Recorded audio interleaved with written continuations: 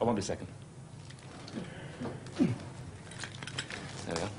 I'm on the set of a brand new movie. It's called The Bride of the Reanimator. It's a sequel to one of the most successful low-budget horror movies of recent years. A film that took an old 1930s pulp story and made it one of the fastest and funniest living dead movies ever. The director's name was Stuart Gordon, and the film was Herbert West, Reanimator.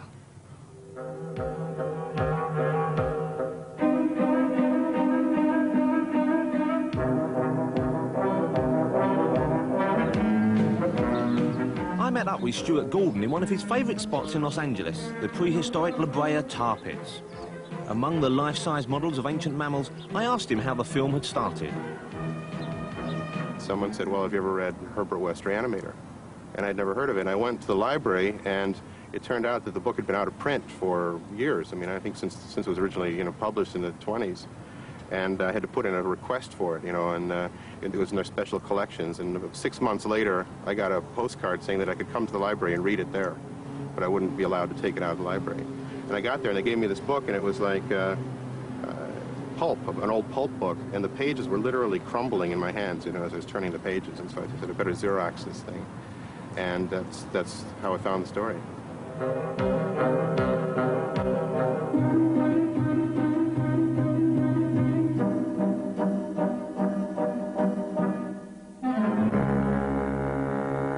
How much did you actually raise for the movie? Was it a big budget? It was under $1 million. I think it ended up being about $800,000.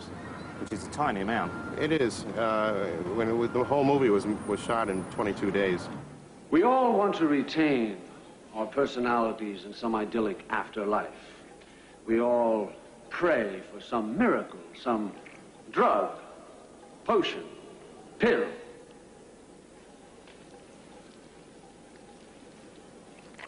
Perhaps, though, it takes something else. Perhaps it takes desire, an obsessive desire. Perhaps it takes...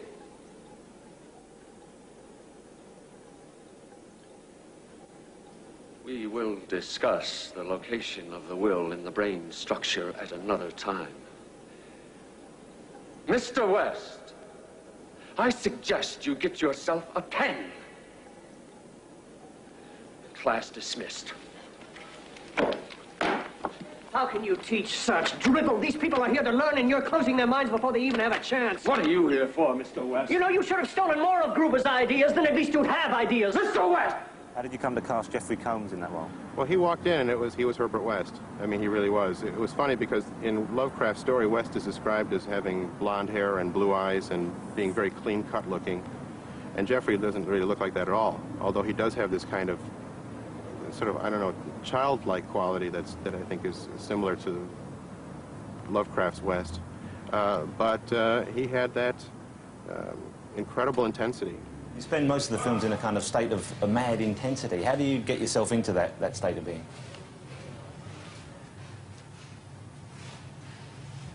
That's all I do. The thing about West that you get from Lovecraft's story, and I tried to get in the movie, is that this is a guy who only wants to do one thing. His entire life is dedicated to bringing the dead back to life. And conquering death, I guess is what you'd say, which is a wonderful dream. It's one of those things that doctors have been trying to do forever. And there are doctors I found out that are actually working on, serums very similar to Herbert West, in real life. We can defeat death. We can achieve every doctor's dream. You'll be famous and live lifetimes. You haven't done this on people.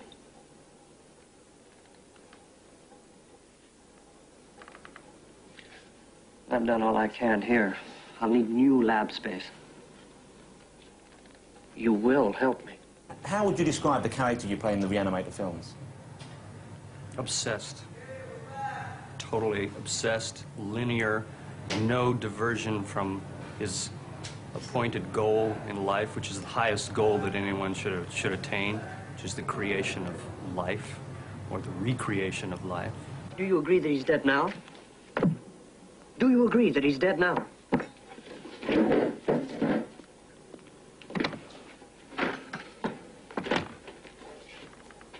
West. No. He's just got the blinders on. doesn't see anything except his goal, which is, I think, for a lot of people that see this movie, I think that they probably appreciate that, whether they want to admit it or not. There is something admirable about someone who will not stop. The brain? Of course. Don't expect it to tango. It has a broken back.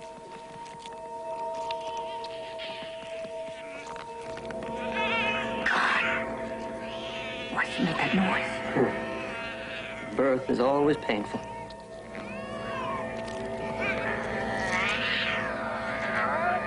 Did you stick? Twice. I spent a lot of time in the morgues of America, doing the research on this movie. And I've discovered that the way that death is portrayed in film has nothing to do with, there's no basis in reality whatsoever. They always make the people look gray and they put dark circles under their eyes and maybe some blood in their mouths and that's it, But I got a chance to meet some pathologists who were all too happy to have someone to talk to because no one ever visits them down in the morgue. And they showed me all of they took me on a tour that I'll never forget. We failed. Come on, let's go. Someone will be coming any minute. He failed. Not I. Mr. Kane, Mr. Daniel Kane, please report to the security desk, level L. God. Cover him up. Let's go. Medically, that what they were doing was they were trying to kind of jumpstart a person's brain, I guess is what you'd say. And it was like sort of the equivalent of adrenaline that they were giving these corpses.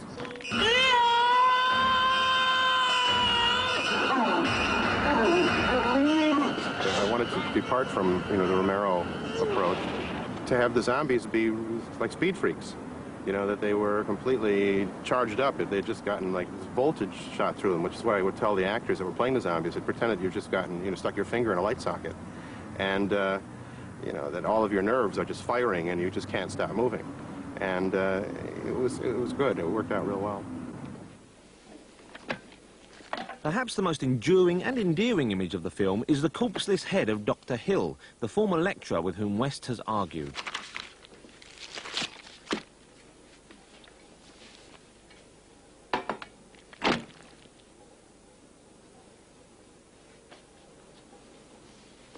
West now makes the foolish mistake of bringing it back to life. Yes.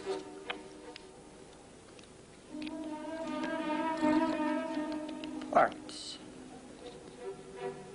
I've never done whole parts. The head was either stuck up through a tabletop and the appliances on the performer, or through a wall, or draped in black, and the sets, which were lit brilliantly by Mac Ahlberg, so that you could make all these little things hidden to the eye. And of course, we worked very, very closely with Stuart, whose vision it really was, who worked out all of these little things in great detail. There wasn't a visual effect, post-production visual effect in the entire movie.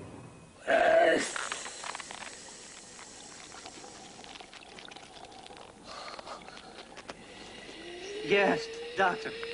It's Herbert West. What are you thinking? How do you feel?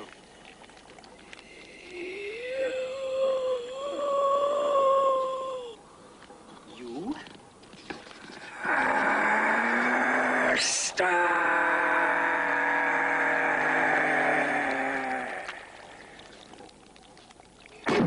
I think Reanimator is probably one of the best horror films in the last 5 years. I wouldn't classify it purely as horror. It has a lot of dark absurdity in it. Stuart has a very fine grasp of what is disturbing to look at. And he has a great ability to milk those disturbing moments. It's almost like a huge absurdist comedy with very, very black humor. I think that laughter is the antidote for fear. And so you can, when you're afraid, the laughter breaks the fear. And so what I tried to do in Reanimator was to kind of build some tension and then have a laugh and let the audience blow it off and start cranking it up again.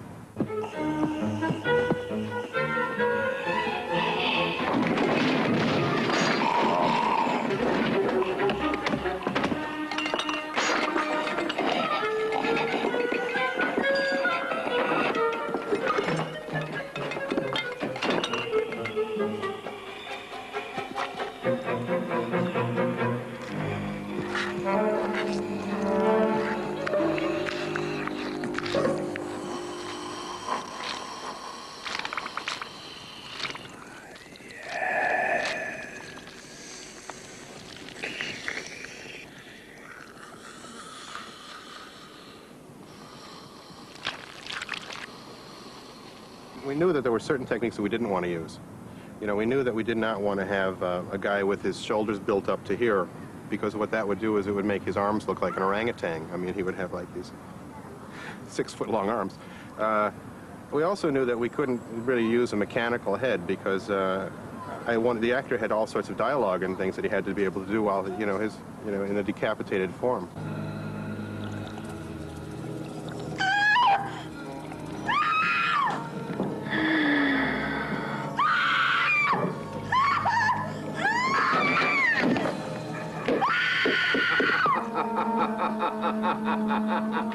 Most of them were stage techniques, but by varying them, I think we kept the audience off balance. You know, they weren't sure exactly how we were accomplishing it all. Ah, Mr. West, I'm actually glad to see you. It saves me the trouble of having to send for you. You'll never get credit for my discovery. Who's going to believe a talking head get a job in a sideshow? I wonder why an intelligent young man like yourself should make such a foolish, fatal mistake of coming here to challenge me. Oh, I have a plan. So do I.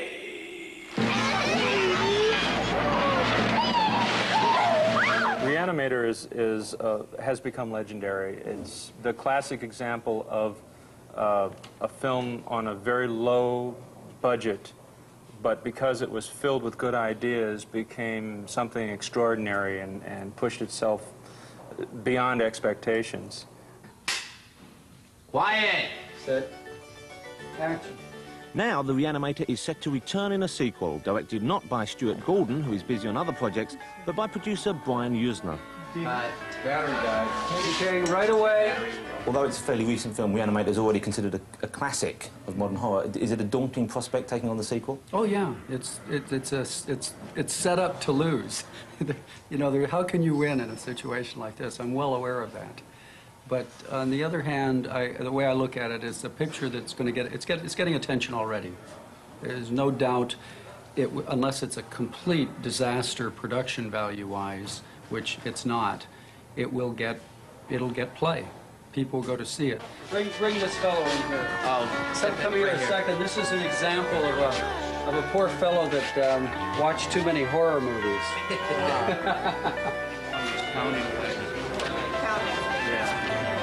How about the real person? How about the real girl? Can we get her over here? Then we could do him beating the door right now and get that on. Body double? Yeah, let's see if we can get the body. Do we have any girl here that's kind of white-skinned? The first one was about reanimating the dead, and this one is about the creation of new life. It's very Frankensteinian and in its overtones and gothic.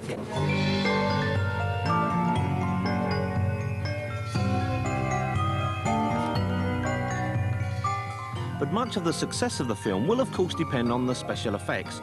Just exactly what new things can John Buechler do with Dr. Hill's head? In Bride of Reanimator, we're doing many variations of the Dr. Hill head. When we first find Dr. Hill, he's been crushed horribly.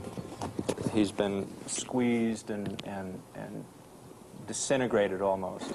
So when we find him in a carnival sideshow, he's got a big dent in his head. He does, however, go through some reconstructive surgery and is turned into the the nice, smooth, perfect Dr. Hill that we all know and love.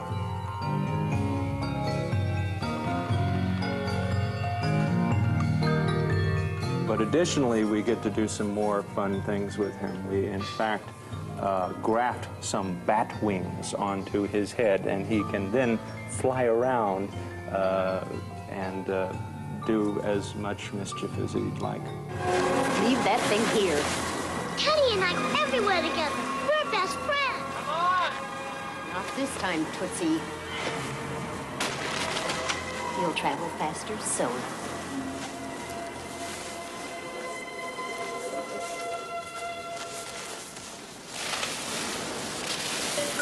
Teddy will get you for that. Stuart Gordon, meanwhile, has been hard at work directing other films like From Beyond and this one, The Dolls.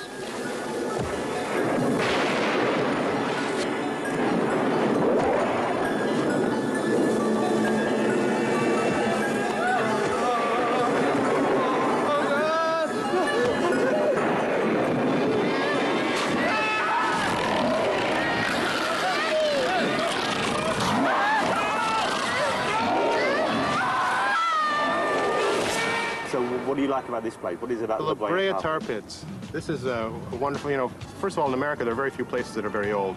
But here's a place that's millions of years old. This tar pit has been here forever. And I think it's kind of it's sort of symbolic of Los Angeles and Hollywood in a way, in that it's this pit where enormous animals would get brought down and picked apart by little scavengers. So I think there's some symbolic value here as well. What are the things behind us?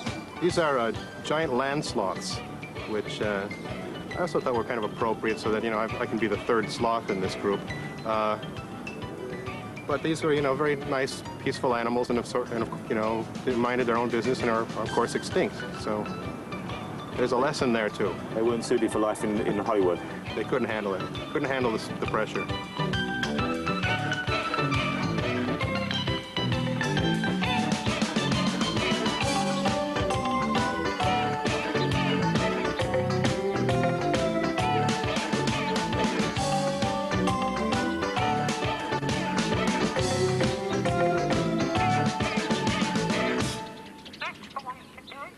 Ba ba ba ba ba dang dang dang, ba ba ba ba dang dang ding dong do. Blue moon, beep moon, blue moon, beep moon. Boy, that one's great.